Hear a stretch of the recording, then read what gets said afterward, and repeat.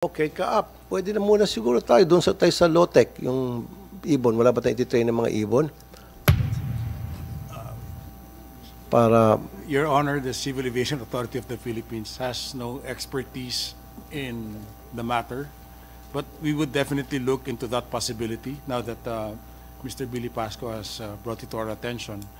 Because, Your Honor, one of the challenges that also faced the aviation industry is actually bird strikes. So we introduce two factors now. okay. We have the threat of a drone strike And bird strike. and a bird strike. O nga naman, Mr. Pasqua. Pero sabi mo, Sir, Mr. Pasqua, ginagamit yun ng ibang bansa na ano? I believe even for bird strikes, birds are being used to sway away those birds' information. O, yun naman pala, Kaap. O nga naman, ginagamit yung mga trained birds para tabuyin yung mga grupo ng mga birds na mag-cause ng bird strike. This week, foreign correspondent Jonathan Vigliotti created quite a buzz with his story about illegal drones and the magnificent birds police in Holland are using to take them down. Ikinabahala ni Committee on Public Services Chairperson Raffy Tulfo ang kawalan ng anti-drone technology sa mga paliparan at iba pang kritikal na mga establishmento ng gobyerno sa bansa. Sa hearing ng komite ngayong February 11, inamin ni Cap. Ian Michael Del Castillo mula sa Flight Operations Department ng Civil Aviation Authority of the Philippines, CAAP, na wala pa rin silang ipinapatupad na counter-drone measures sa bansa dahil na rin sa kamahalan ng subscription para dito. Binigyang diin ni Senador Idol na posibleng maging seryosong banta ito sa ating national security lalo pat malaya ang sino man na makabili at makapagpalipad ng drone sa Pilipinas dahil na rin sa maluwag na regulasyon. Dagdag pa ni Senador Raffy, maaaring magamit sa terorismo ang drones dahil pwede itong kargahan ng high explosive bombs at ibang gas sa mga eroplano o dili kaya ay ibagsak sa matataong lugar. Gayon din ang posibilidad na magamit ang drones para puntiryahin ang mga kampo o vital military installations ng AFP at PNP. Ayon kay Cap. Castillo, wala raw expertise ang CAAP sa ganitong mga bagay at pang civil aviation lang daw sila. Hanggang ngayon ay pinag-aaralan pa rin daw nila ang pagkuha ng isang anti-drone technology solution na aabutin daw ng $1 million USD ang subscription o tinatayang 58 na milyong piso kada buwan. Dito ay nag-init ang ulo ni Senador Idol dahil lumalabas na dahil namahalan ng CAAP sa gastusin ay hindi na ito nag-iisip ng paraan para protektahan ang buhay ng milyon-milyong pasahero at mga sibilyan na maaring maapektuhan kapag nagamit ng masamang loob ang drones. Kinontra naman ni Billy Pasco, isang eksperto sa anti-drone solutions, ang pahayag ni Castillo at sinabing may mura at epektibong paraan pa rin naman para magkaroon ng anti-drone measures sa airports gaya ng pagbili ng mga highly trained birds na talagang sinanay para humabol at magpabagsak ng drones. Sinangayunan nito ni Senador Raffy at sinabing base sa kanyang pananaliksik ay gumagamit na nga rin ng mga agila ang mga bansang Netherlands at France. Dagdag pa ni Pasco, ginagamit na rin ang naturang low-cost approach sa mga paliparan sa Ireland. Iminungkahi naman ni Senador Tulfo na pag-aralan ng CAAP ang posibilidad na pag-obliga sa commercial airline companies ng kontribusyon para ma-subsidize ang kukuha ng anti-drone solution dahil ang mga eroplano rin naman nila ang layo nitong maprotektahan. Nangako si Senador Idol na tututukan niya ang aksyon ng CAAP hanggang sa magkaroon na ito ng konkretong solusyon para magpatupad ng epektibong counter-drone measures at mapagtibay ang mga regulasyon para sa responsableng paggamit ng drone sa bansa.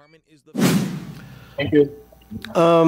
I don't have an opening statement to make, but I have several questions which I would like to ask direct to the point later, unless Senator Mark Villar or Senator Nancy Binay would like to make an opening statement. Sen. Mark? Sen. Nancy? No need, no need. Thank you. Thank you. Sen. Nancy? Is Sen. Nancy there? No opening statement. Okay, thank you. Mahalaga sa akin muna, pag-usapan natin itong drone. Itong isang issue na napapanahon na natin pag-usapan. For me, it's a national security matter. Why? I'll tell you later. Walang masama na magkaroon tayo ng drone. We operate drone commercially for entertainment, etc. But who regulates yung drone, pagpapalpad nito, etc. Is that Kaap? Nandito ba yung Kaap? Good morning, Your Honor. Good morning. Kayo po ang nag-regulate ng drone, ano? Yung, Yes po. okay. Di ba dalawa yun? Commercial and private. Actually, Your Honor, it's now classified into three. Okay. And We those are? have the open category. Okay. Ito po yung mga hobbyists, the small ones. Okay. Then we have the specific. Ito naman po yung mga agricultural drones, Okay. mga commercial drones per se. Agri and then- commercial, isa lang yun? Yes. And Alright. then we have the certified. Yung certified naman po, these are for special purpose drones like cargo carriage and eventually persons. Cargo, okay. That's it. Yan po yung tatlong classification natin ngayon. Yung sa individual, yung for leisure, They fall under the open category. open category. Okay. Kailan ba ng permit para makabili ng drone at para pwede magpalipat ng drone? Technically, Yung Your sa Honor, first category, kailangan? Hindi. sa open category, hindi naman po kailangan. Hindi kailangan. So anybody can buy a drone and then paliparin niya yan kahit saan niya gustong paliparin, no problem. Pwede siyang bumili ng drone but he or she still has to know the basic drone regulations. Okay. Meron po tayo nakapost sa ating CAAP website Okay. of your limitations like top of mind, you can't fly above 120 meters. You can't fly within 10 kilometers radius of an airport. So meron yung restricted area. Yes, Senator. Restricted na para hindi ka pwede magpalipad ng drone sa lugar na yon na specified. Okay, itong second category, yung agri-commercial, it needs permit from you, guys. They do register their drones with CAAP, and the pilots also get their licenses. And in our department for the aerial works, they do get a certificate of authorization for their type of operation. Okay. And ganoon din sa certified cargo, sabi niyo, kailangan din ng permit. Yeah, certified, yes. Okay. So bakit hindi kailangan ng permit doon sa open? Because the open category, Category. Your Honor, it has been industry best practice. Like for hobbyists, these are the smaller ones, lesser payload. Basically, the FAA also defines it as toy grade. Pero kung halimbawa ang isang tao gusto niyang bumili ng malaking drone na classified na ginagamit ng pang-commercial, he can buy it if he wants to. Yes, Your Honor. So, ibig sabihin, pwede siya magpalipad ng drone, hindi na niya kailangang kumuha ng permit sa inyo. Samantalang, itong mga taga-agri, certified cargo, they need to get a permit from you. Why is that? Your Honor, just to clarify, yung mga agri-operators po natin, they can buy a drone, but ang requirement po ng Civil Aviation Authority of the Philippines is if you want to get a certificate of authorization, then you have to register your drone. Meaning, hindi po sila kailangan kumuha muna ng permiso sa CAAP Okay. bago sila makabili ng drone. Okay. But they have to be certified. Yes, Your Honor, if they want to use it commercially. Now, how safe is this drone if we're talking about airport, sa mga airport natin? If I may, Your Honor, like what I always tell my colleagues, the drone is a loaded gun. Okay. It can be used for peace, and it could be used for otherwise. Thank you. That's exactly what I'm leading to. The next question. Yung isang tao, dito sa open category, bibili siya ng drone, malaki. Kargahan niya ng bomba, granada, papaliparin niya sa airport natin, sa aeroplano, babanggain yung aeroplano. Or meron siya specific target sa military installation natin, papasabugin. So, paano natin mapigilan yun? Your Honor, I think we have also one resource person present now, Mr. Billy Pasqua, who will also be introducing counter-drone measures naman. Okay, nandiyan pa si Mr. Pascua. So, ano po yung counter Yes, sir. anti-drone, kung tawagin yan? Am I using the right word? Yes, sir. Commonly called counter UAS or Counter, UAS, sir. Unmanned Aerial System or anti-drone. Okay, counter any other anti-drone, term can be okay. used correctly. yeah, yung sinasabi ko, sir, kakargahan yung drone ng bomba and then meron silang specific target at doon pababagsakin yung drone. Is that a possibility? Definitely, sir. But it can be countered in so many ways, and one of which is by interrupting the signal between the controller and the drone. So, but there are Okay. so many other ways of. So, lahat ho ba ng building merong tinatawag niyong counter anti-drone? I'm not sure of that, sir, but I'm sure most don't have. Okay. So, ito ba sinasabi nyo sa ating pamahalaan, sa ating mga otoridad? I'll give you an example. Halimbawa, isang police station. Kakargahan ng bomba yung isang drone. Tapos, papalanding doon. O ipag-crash doon. Sabog. So, pwede mangyari yon. Tama? At Tama, kung sir. wala siyang counter anti-drone. Yes, sir. So, anong plano natin ngayon? Kasi, kaya ko nabanggit to, ginamit to sa Ukraine and Russian war, di ba? Drone to drone, kinakarga ng bomba, kanya-kanyang pasabugan. And there's a possibility na pwedeng gamitin ng terorista ito sa atin for a specific target. So, nobody's safe. Meron ba tayong mga taga-military dito? Did we invite someone from the military? PNP? So, sabi niyo, paano ba, how does it work yung counter anti-drone, sir? It basically cuts off the signal between the controller and the drone, sir. But there are other anti-drone measures. It can be as innovative as having yung ibon, sir. Uhulihin niya yung drone. There are birds that are trained to look for drones and basically Birds? catch it. Yes, sir. Low-tech yung pag-ibon. But the thing is, it doesn't use technology, sir, kasi marami ring counter. If you have a counter drone, there is also a counter drone.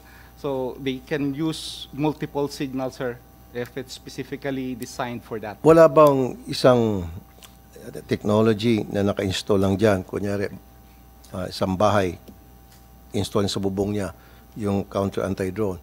24/7 nag-operate yun para pag may dumaan na drone doon sa bahay na yon, mawala ng signal yung drone, babagsak. Yes, sir. That's basically what a counter drone is, and pwede yun, sir. Okay. May solution na ganun. So hindi na kailangan pang antayin pag nakita yung drone saka gagamit yung device. Yes, sir. So yung device, it continues to operate. Yes, sir. There's such a solution, sir. Very good. Kaap, Yes, Your Honor. so meron tayong ganun, counter anti-drone sa airport, 24/7, naka-install? For now, Your Honor, wala po. Holy shit. I'm sorry. Why not? Why not? So far, lahat po ng nag-present sa Civil Aviation Authority of the Philippines, except for Mr. Billy Pascua, Wow. it's all linear, 1 kilometer linear distance. So for one airport, if that's 10-kilometer radius, can you imagine the number of repeaters that are needed to be installed around an airport? I know. Pero, isn't that dangerous na wala pala tayong counter anti-drone sa ating mga airport? So, I agree, Your Honor. ano pong plano? Ano pong ginagawa natin? Ano pong game plan? Your Honor, if I may, hindi in Asia, wala pa naman po talaga may effective anti-drone around their structures because number one, the technology is still very expensive at this time. And if I Very may quote, expensive. Meron pa ba mas expensive sa buhay ng mga tao sa nakasakay sa aeroplano? I agree with you, Your Honor. But For example, there's this one subscription-based anti-drone. Okay. It's, I think, correct me if I'm, $1 million a month. Okay.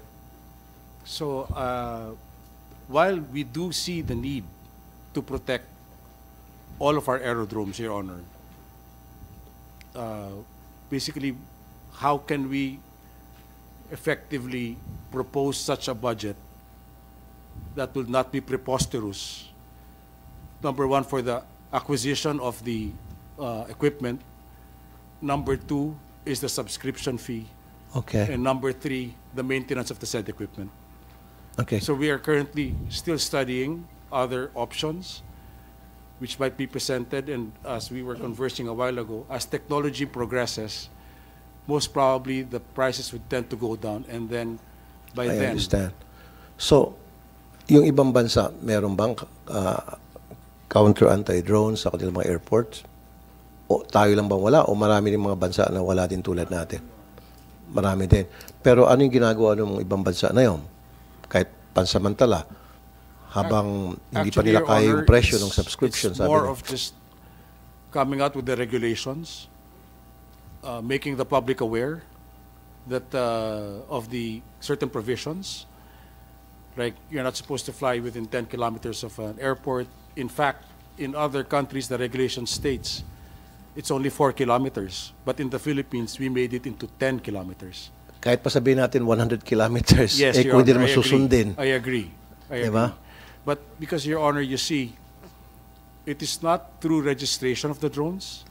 It's not through the importation of the drones. It's not through the buying of the drones that lies the problem. Because if you go in the internet, you can produce a drone in less than 5 hours. 3D printing, the technology is there. So basically, the drone scenario in the Philippines is so volatile.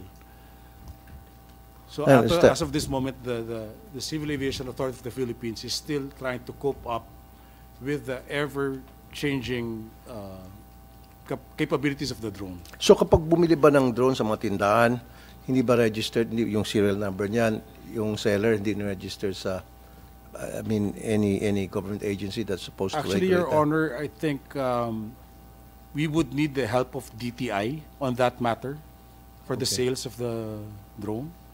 So probably Parang sasakyan, di ba?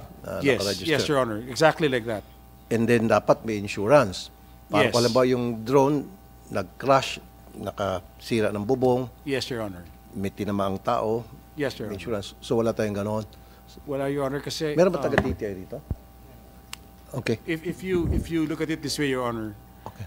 if for example, I get a drone, and as you've said, I put in a bomb Yes. and use it. When that bomb detonates, the drone disintegrates. So regardless if it was registered or not, we wouldn't know. We wouldn't know where the remote is. We wouldn't know. So basically, that is the challenge that is facing worldwide regulators right now. Precisely because of the fact that you mentioned a while ago, it was brought into light by the Ukraine war. Diyan po nagsimula that all civil aviation authorities around the world took notice. And up until now, there is still no viable solution as to how do we effectively counter this. Because number one, a drone is so small, when it explodes, it disintegrates, no trace. Okay.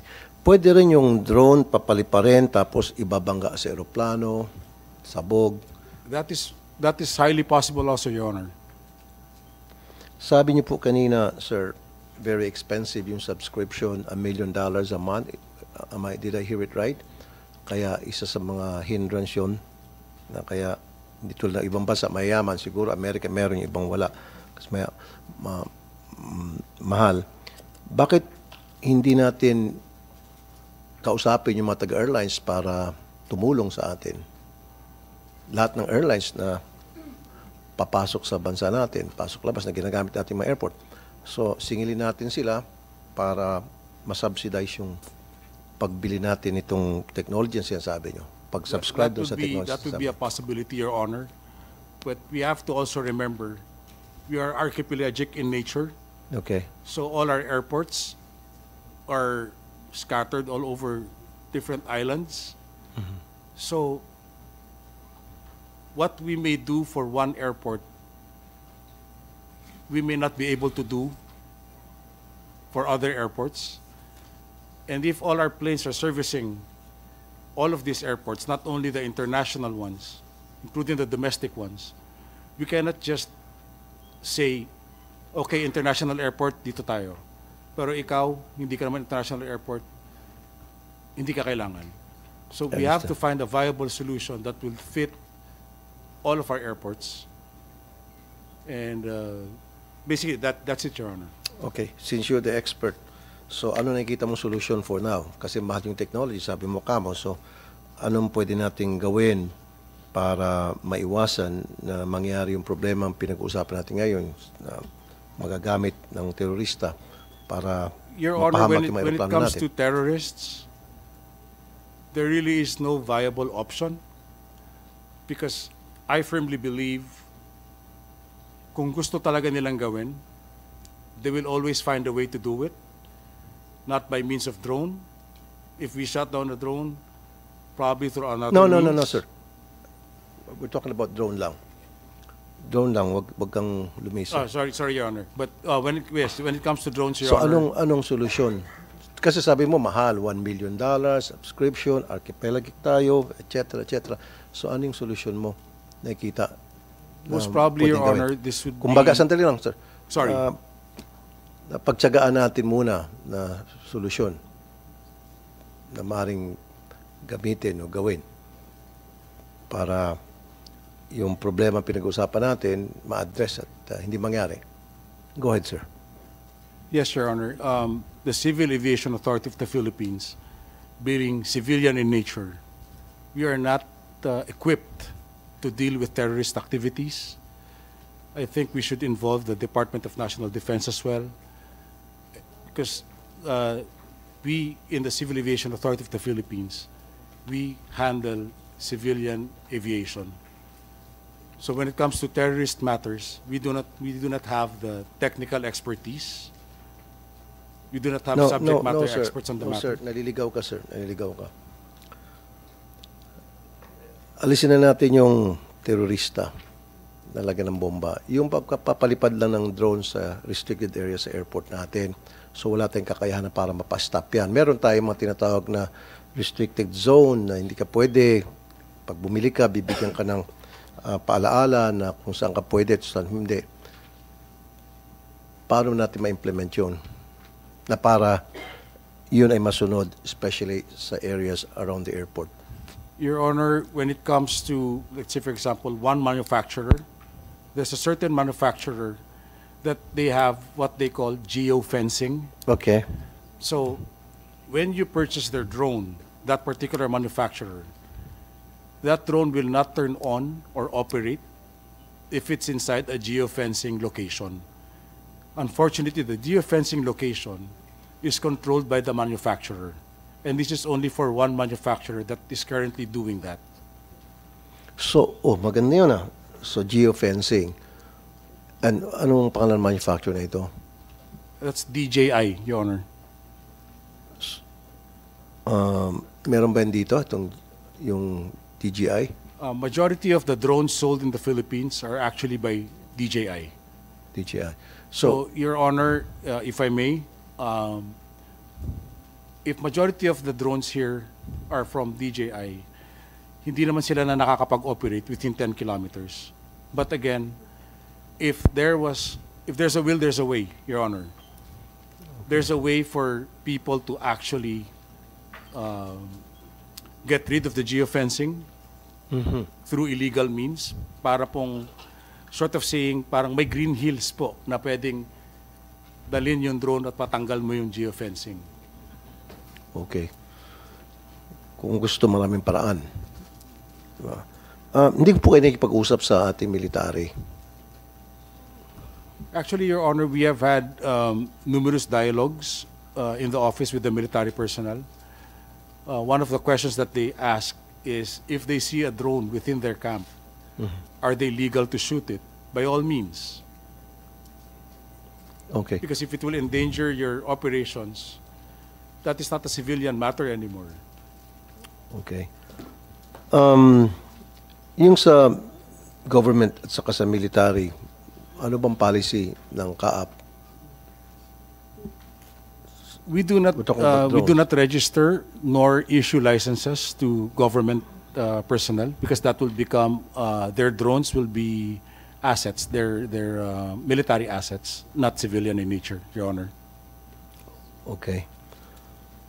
So, hindi ko maka-move on dito. Mahal yung sabi mo technology, $1 million subscription. Kaya sa ngayon, kumbaga, dasal na lang tayo na sana walang mag-attempt na gumawa ng kabalastugan na maghasik ng lagim at may madisgrasya, tama. But for me, dapat we continue on finding ways, siguro solution. Sabi ko na nga, ino-offer ko, kausapin yung mga airlines para tumulong. Sabi mo, hindi naman pwedeng yung sa international, siguro one at a time. Testing muna tayo kung saan yung airport natin na very crowded, na EA 1, 2, and 3. And then later on, sabi mo, as time pass by, yung technology, gumaganda ng gumaganda, nagmumura, yung mga lumang technology hanggang sa ma-afford natin, right? Is it something na pwede niyong pag-aralan, sir? Yes, Your Honor. And in addition to that, Your Honor, we are also looking into the fact of having the LGU an active role in enforcement Okay. through ordinances. Meron tayong anti-drone expert dito. Meron? Ha? Mr. Pasqua? Yes, Your Honor. Okay, kayo po, sir. Kayo palang expert na akala ko kasama kayo sa CAAP. So, para po sa inyo, bilang anti-drone expert, alisin na natin yung technology na mamahalin, sabi nga ni CAAP. For now, nakikita niyo pong solusyon para maiwasan yung mga pwedeng masamang mangyari. For the regulation purposes, sir, I believe it would be CAAP to be able to answer that correctly. But for the anti-drone, sir, one of the best way definitely would be through technology as well. So we need to counter it by having a counter-drone, sir. And then the other one that I mentioned would be a cheaper one is through training birds to look for drones and catch it. Actually, in most airports, meron yun, sir. Dahil, Okay, CAAP. Pwede na muna siguro tayo doon sa tayo sa low-tech, yung ibon. Wala ba tayong ititrain ng mga ibon? Para, Your Honor, the Civil Aviation Authority of the Philippines has no expertise in the matter, but we would definitely look into that possibility now that Mr. Billy Pasco has brought it to our attention. Because, Your Honor, one of the challenges that also faced the aviation industry is actually bird strikes. So we introduce oh, two factors now. okay. We have the threat of a drone strike And bird strike. and a bird strike. O nga naman, Mr. Pasqua. Pero sabi mo, sir, Mr. Pasqua, Even ginagamit yun ng ibang bansa na, ano? I believe even for bird strikes, sir, birds are being used to sway away those birds in formation. O, yun naman pala, ano, CAAP. O nga naman, ginagamit yung mga trained birds para tabuyin yung mga grupo ng mga birds na mag-cause ng bird strike. O sige, ano naman counter mo, Mr. CAAP? Actually, Your Honor, I think this will become a chicken and egg scenario.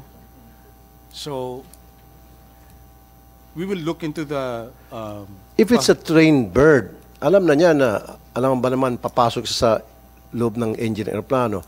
Siyempre, siguro isa o dalawa na train talaga, di ba? O, ba't di kayo mag-train? Ba't hindi nyo subukan? Mag-seminar po kayo kay Mr. Pasqua. Your Honor, one bird alone cannot possibly cover 10-kilometer radius. O, sabi natin, dalawang bird. Hindi nga. Yes, Your Honor, we'll look into that. We'll study that further. Sir, dapat maghanap tayo ng paraan. Wag Yes, yung Your Honor, nakatungangan lang please tayo be tapos rest bahala assured ng that, Diyos. Wag naman po. The CAAP is still Do something about actively looking Yes, sir. into ways and means to safeguard our skies, not only our airports, but our skies, our Kaya Mr. Pasco, ano mga bansa yon? Sabi mo gumagamit ng trained birds para magbantay sa mga drone, ginagamit bilang anti-drone sa mga airports. I believe for one, Ireland, sir, is using birds to use for counter drone as Merong part mga of the bansa counter drone measures. Yes, sir. gumagamit yan. So para sa inyo, halimbawa na IA 1, 2, and 3, ilang ibon ang kailangan para magsilbing countermeasure dito sa mga drones?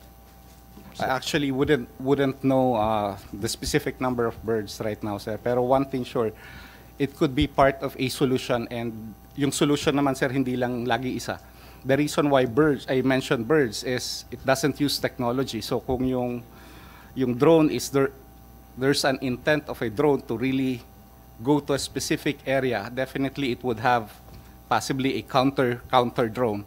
So your first level of technology solution wouldn't suffice. Therefore, you need a non-technology solution to answer that possible problem, sir. That's why ginagamit yung birds. So, but the first step would definitely the use of technology, sir. Okay. So, paano nagagamit yung ibon? Anong gagawin ng ibon pag may nakita siya na drone na hindi friendly to at pumapasok sa restricted zone? It's a trained bird, sir, na talagang hahabulin niya yung drone. Habulin niya. Yes, sir. Kahabulin niya yung drone, tapos talaga kinukuha niya, sir, ng claw niya. Ah, so malaking ibon to. Ah, yes, sir. Definitely, sir. Okay. They're using eagles, sir, in Netherlands. They're using eagles. Itong sa Netherlands and France, they're using eagles. Oh, ito. So, kaap. Yan oh. Netherlands and France. I-google niyo po, sir. To effectively disable drones, particularly in scenarios where drones pose threats to public safety or violate restricted areas. So, kaap, please. Mag-train na tayo ng mga eagles, siguro. Marami tayong eagles, di ba? I think yung eagles natin, Your Honor, that are big enough to actually catch Sir, those tuwing drones. sabihin ako, kinukontra mo eh. No, Kontratista ka, sir, ano? Your Honor, I'm just Like- saying, I do believe that you are correct. We Okay. are going to look into that. But Yan ang gusto ko marinig. the We'll look endemic into that. species of eagles here in Then the mag-import Philippines. tayo ng eagle sa ibang bansa.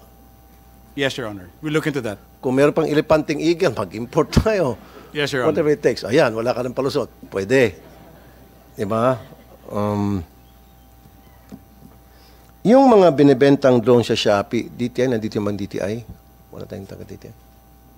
We don't have. Good morning, Your Honor. Ma'am Gamboa. Yes po. Okay. Yung mga tinitindang drones sa Shopee, nare-regulate niyo ba ito? Currently, we differ po to other agency. Particularly, the BPS DTI has adopted 3 international standards in relation to unmanned aircraft system.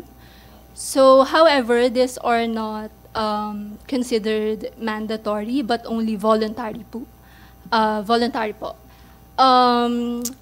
Those could be considered voluntary through technical regulations po. Okay. So, libre or want to sawa magtinda online, Shopee man o kahit saan, right? So, Ms. Gamboa, ano lang yung nire-regulate ng DTI if we're talking about drones? Yung mga binibenta sa mga tindahan, pero pag sa online, hindi na sakop. Particularly the BPS DTI, the manufacture production of the drones. For the particularly looking into the safety of the products and the quality. Okay. Hindi po ba natin pwede obligahin DTI yung mga seller ng drone na kapag ilabas na sa market, kailangan may insurance, kahit malang TPL, parang sasakyan, di ba? Yung dealership, diyan release yung sasakyan hanggat walang insurance. Same thing dun sa drone. So why don't we come up with the policy na lahat ng nagbebenta ng drone, bibili ng insurance. Yung buyer.